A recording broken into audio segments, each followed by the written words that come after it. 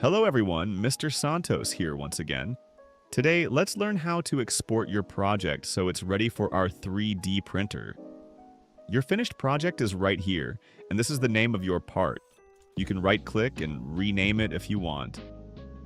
For example, you can name it Keychain. Once your project is finished and ready for printing, right-click on the part. Select the Export option. Here you can confirm or change the file name.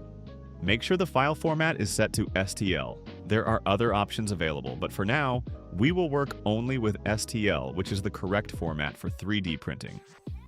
Next, choose the units. You'll see options like millimeters, centimeters, meters, and inches. For our printer, we will select millimeters. Leave the rest of the settings exactly as they are. Then click Export. Onshape will automatically download the file to your computer, and your project will be ready to send to the 3D printer. Thank you, God bless you, and see you next time.